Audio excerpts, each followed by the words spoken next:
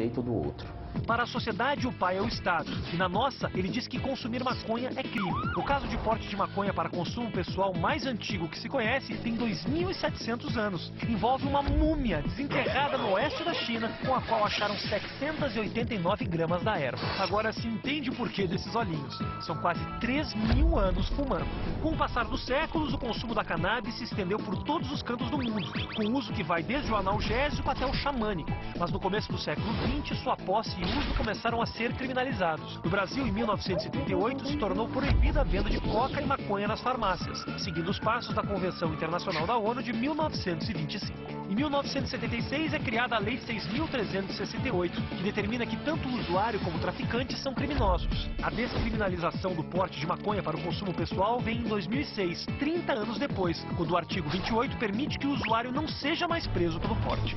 Só que esqueceram de definir o que diferencia o usuário do traficante, e quem decide isso é o juiz, podendo se basear em fatores como o local onde foi detida a pessoa ou as circunstâncias sociais e pessoais da mesma.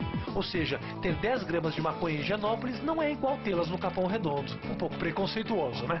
Vim conversar com um professor que há mais de 20 anos é usuário de maconha, luta pela legalização da droga e também pelo direito de escolher. Opa! Opa! Essa aqui é uma bonita fêmea de cannabis sativa, né? A folha da maconha não tem nenhum benefício psicoativo. Ela é desprovida das glândulas de THC e Então dos quer dizer que canabinoides. se eu secar isso aqui e enrolar não vai dar em nada? Não, efeito psicoativo não. Você pode fazer fumaça ou alguma coisa. E o que é dar o barato? Isso é obtido através da resina que está presente nessas inflorescências, que nada mais são do que as flores fêmeas. Que vem daqui aqui, mais ou menos, né? São esses, Aqui você tem aqui que seriam chamados camarões, né? Isso é ilegal. É. O que te levou a fazer esse cultivo? Cara, porque olha só, na realidade eu cultivo antes da lei de 2006, né, 11343, que de certa forma despenaliza o uso da maconha individual, né? Quer dizer, eu já assumi antes dessa lei, eu já assumia esse risco de ser interpretado como um traficante, de ficar preso e tal. A partir dessa lei ter sido promulgada em 2006, eu vi uma grande contradição, né, numa lei que te despenaliza, quer dizer, ela permite que você fuma de certa forma, mas te proíbe de plantar, quer dizer, te vincula, te associa ao traficante, dando aí novamente mais uma abertura para outros mitos, da maconha como porta de entrada, quando hoje a gente sabe, quando a gente sabe que se ela é porta de entrada para outras drogas, é porque as outras drogas, meu irmão, tá na outra mão do traficante. Quando a gente quebra esse vínculo aí da boca de fumo, né, e você começa a cultivar em casa, eu vejo que esse é o melhor caminho para que você adquira sua erva sem que tenha nenhum impacto na segurança pública, né,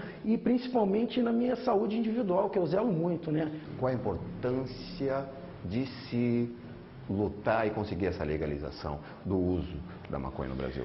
A proibição é uma fantasia, né? Porque nós estamos lutando para proibir uma planta que tem há 12 mil anos, está tão disseminada pelo mundo que nunca vamos conseguir. A prova disso é que essa lei que está aí hoje em dia, quando a pessoa pensa que proibindo está impedindo alguém de usar e lavando suas mãos, isso não é isso que acontece. Todo mundo sabe onde compra, só que compra da mão do traficante. A partir do momento em que a gente, por exemplo, optasse em tratar a maconha como a cerveja, por exemplo, eu vejo aí dois benefícios imediatos. A gente deixa de gastar com toda essa, né, perseguição, cárcere, julgamento, que torna pesado o nosso sistema e passa a ganhar com isso. E o segundo e mais importante, a gente isola o jovem ou adolescente do contato com a maconha. Porque o traficante não pede RG, meu irmão. Tá entendendo? E a legalização da maconha? Eu não fumo, mas é importante que diminui sensivelmente o tráfico, acaba com o tráfico. Você pode plantar em casa, por que não? E consumir, qual é o problema? Eu acho que o público está preparado para essa liberdade. Não está preparado? Não, do jeito nenhum. E como é que prepara as pessoas para isso? Deve ter o vestibular, Para ter liberdade. Como é que prepara as pessoas para ter liberdade? Deve ter um vestibular para isso. Mas é uma coisa que você está falando, ontem eu vi um filme, né? Aquele com a Meryl Streep e Paulo. Eles, vamos fumar uma maconha, fazer aquilo. Sim, mas olha, eu acho maravilhoso a maconha assim. Deu um toque. Uma maconha doida é muito gostoso. O cara fumar maconha todo mal, o cara fuma cigarro aqui, acha uma droga. Tá fumando uma maconha, tá vendo? Mas ele, por exemplo, tá fazendo escolha, não é? Mas ele tá me influindo. Obrigado, né? defender minha liberdade individual. Ele tá me obrigando a fumar aqui no cigarro do lado dele. Né? Mas então, mas o cigarro é liberado. E a maconha não é. É sim. Droga não pode ser uma coisa...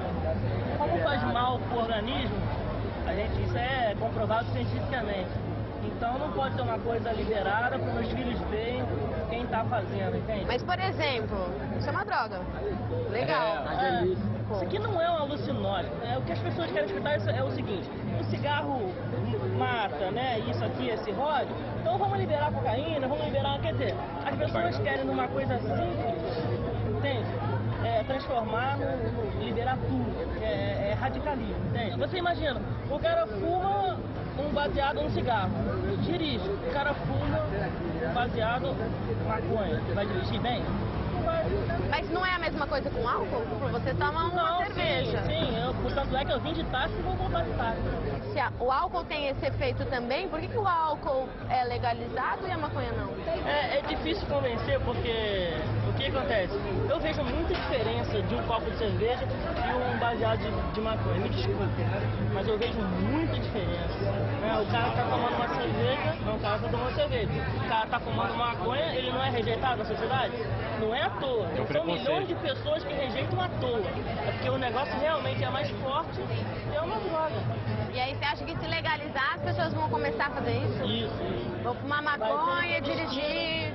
Vai incomodar, né, cara? Vai incomodar, meu filho vai ver, e meu filho vai também se viciar, e assim vai. O que mata mais, a maconha ou a bebida?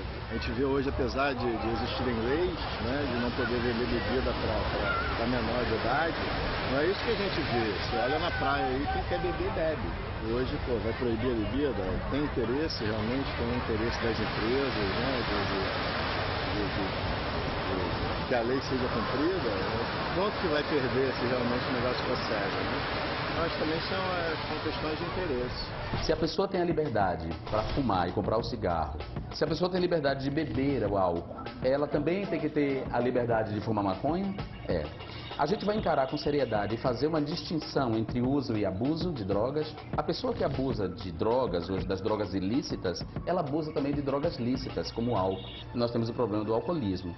Não é porque há o problema do alcoolismo que a gente vai proibir as pessoas de beber. Porque há pessoas que não abusam do álcool. O Estado teria um controle muito maior e diminuiria, digamos assim, as perdas se a coisa fosse... Custos também. Claro, se a coisa fosse encarada nessa perspectiva. Do lado do Lobão, a gente tem o uísque. Isso é permitido, inclusive, consumir durante a entrevista. Agora, se você tivesse um baseado do seu lado, você não poderia estar consumindo em frente à câmera, porque você estaria cometendo uma infração. Infração não, um crime hediondo, porque você fumar publicamente para uma televisão, eu sou muito expert nessas leis. Artigo 12, crime inafiançável e hediondo. Agora, eu chegar aqui para vocês, chegar e dar um gole de assim, ó. Isso não tem problema.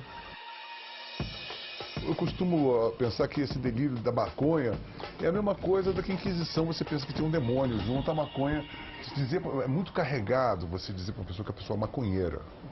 Parece que essa pessoa tem muitos defeitos, é uma coisa muito estigmatizante. Eu vejo pessoas jovens, esse cara tá cheio de maconha na cabeça. Esse cara é idiota, né? Sabe que as pessoas também têm que parar de associar de que a droga está ligada à autodestruição e ao escapismo. Isso para quando a pessoa está com problema, o pai se separou, está repetindo de ano. Agora, para o músico, né, a maconha é como se você ligasse um chorus. Bum, fica tudo estereofônico. Infelizmente, cara, a maconha é por isso que o músico sempre foi, porque é muito musical. E não raro vira um método de trabalho. Mas é o quê? E ao se valerem desse tipo de método, quem sai ganhando, não somente a pessoa, é a sociedade, porque inventores, cientistas, artistas, todas essas pessoas, imaginem só isso. Se fosse privado de todos esses grandes criadores, cidadãos, nesse estado alterado de consciência, fizeram. Toda a sociedade em geral que aplaude a arte, a ciência, que são essas pontas de lança que nós temos na sociedade, você pode estar certo, não tem ninguém normal. Quem é normal? vira pedestre. Que efeitos causa a maconha? O que isso gera no psicológico da pessoa? Ela pode produzir algumas perturbações visuais, alucinação, inclusive auditiva. Existem estudos que demonstram uma perda de fatos recentes, é uma memória que vai se deteriorando com o passar do tempo. Outra coisa é um termo genérico que é conhecido como síndrome amotivacional. A pessoa literalmente perde o ânimo, a vontade da realização. Então, o saco de batata e a pessoa é igual.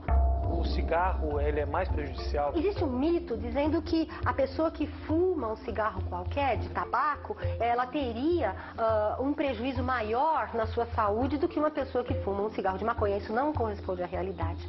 Aqueles alcatrão, ulha, que são todos obtidos, podem causar um efeito prejudicial, tanto em fímbrias nasais, como na área pulmonar, que podem evoluir até um câncer de um fumante. Eles estarão presentes no cigarro da maconha com uma outra forma, porque na verdade, no caso do cigarro, eu ainda tenho o filtro.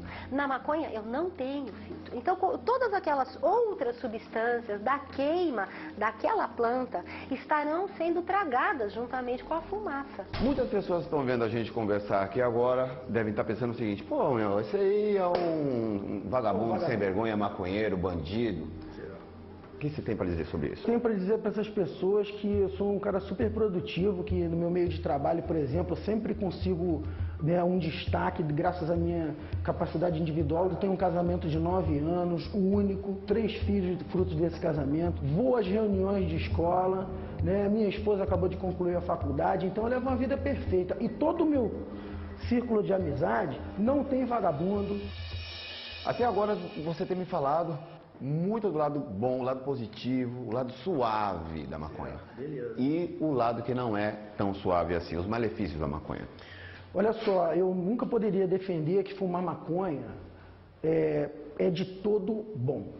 Porque a fumaça da maconha e a fumaça do cigarro são basicamente constituídas das mesmas substâncias, que eu não vou aqui falar os nomes químicos para não atrapalhar. Então, a fumaça da maconha, realmente, ela não é benéfica. Por isso, a proibição impede até que a população adquira equipamentos que diminuem esse risco, como os vaporizadores, que deveriam ser usados como um programa de redução de danos. Quer fumar? Plante. Quer fumar? Não fume, vaporize. Que você não vai ter ali a temperatura alta da fumaça nas suas vias aéreas te atrapalhando. Você não vai ter o contato com essas substâncias cancerígenas que estão na fumaça indiscutivelmente. Então a proibição tem mais esse malefício aí. No Brasil, a maconha é uma droga ilegal.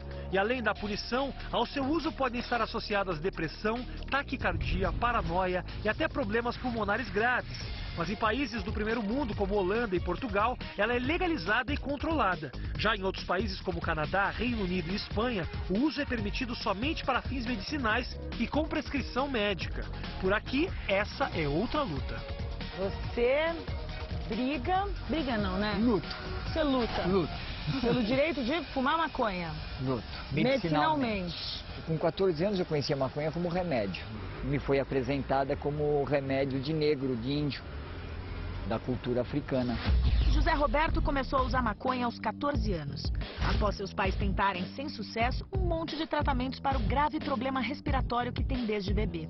Hoje, ele luta pelo direito de cultivar o seu próprio remédio. Quanto tempo demorou para você sentir uma melhora da sua bronquite, da sua asma? Bom, eu conheci durante uma crise. E o resultado foi praticamente imediato. No primeiro uso eu já comecei a vomitar, a expectorar, né? E eu não vomitava alimento, eu expectorava literalmente, era catarro que eu punha para fora. Nunca mais tive problemas de saúde. Aí depois, aos 35 anos, veio a AIDS.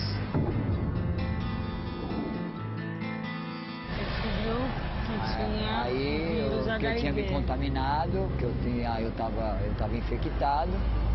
E aí eu passei a pesquisar se teria problema no uso da maconha no tratamento da AIDS. Como a AIDS era uma doença, era nova e ainda é nova, de certa maneira, não tinha-se muitos estudos. Mas de tudo que eu consegui levantar sobre o tratamento da AIDS na época, há 20 anos atrás, e o uso da maconha era um auxiliar no tratamento. E eu me mudei para Visconde de Mauá, comecei a plantar maconha, cuidar da minha vida lá e passei a usar maconha durante praticamente quase uns 13 anos. Até que quando a carga viral já estava insuportável, aí eu vi que não tinha outro recurso a não ser entrar no coquetel. Aí foi o que eu fiz. Então você não se tratava com os medicamentos? Não, usei maconha, chá, fiquei no mato, você mudei de vida. Você não teve medo também de continuar fumando maconha e não tomar todo o remédio que a medicina te indicava? Mas a própria ciência não tinha certeza do que ela estava fazendo em relação à AIDS, como é que eles poderiam me criticar? Eu me coloquei numa posição de risco pessoal. Eu falei, bom, eu tenho essas informações, isso aqui está sendo feito em tal lugar, isso está sendo feito em tal lugar, é cientista que está dizendo, não é um Zé como eu não teria nada a perder. Existe comprovação de que realmente a cannabis ela ajuda na recuperação de aidéticos, do câncer? Existe sim. A cannabis ela tem um efeito anti-emese, que é anti-vômito. Então, isso favorece na terapia para câncer, para melhora da quimioterapia, onde o paciente ele pode ter uma melhora na qualidade de vida por não sentir náusea e por ingerir os alimentos de uma forma mais digna, né? E no caso da AIDS, o paciente ele acaba usando a cannabis também para estimular o apetite, né? Porque ele é um orexígeno, né? O delta-9-THC, então ele promove um aumento do apetite. Além disso, existem outros tipos de uso da cannabis medicinal. Uma delas é um spray sublingual e contém os dois principais princípios ativos da planta, que é o delta-9-tetraidrocannabinol, popularmente chamado de THC, e o canabidiol. E essas duas substâncias são já descritas, né, e receitadas em países como o Canadá e o Reino Unido para o tratamento da esclerose múltipla. E além disso ele está sendo testado para diversos outros tipos de terapia, para diversos tipos de doenças. Eu estou reivindicando o uso medicinal dela, entendeu? Eu não posso sair falando, ó, libera para todo mundo fumar, mas que realmente não existe motivo para a maconha estar criminalizada, não existe. E a minha realidade hoje é outra. Eu não estou pedindo para fumar maconha para fazer festa. Eu preciso da maconha para manutenção da minha saúde. E isso é muito racional, a ciência comprova de que o que eu estou falando é verdade. Eu só estou reivindicando a minha liberdade individual de escolha. Eu tive que sentar com os meus médicos e falar, não, quem cuida do meu tratamento e quem dirige o meu tratamento sou eu. Então, os meus médicos matematicamente reconhecem que meus exames estão muito bem, obrigado, e eu não vou mudar o jogo.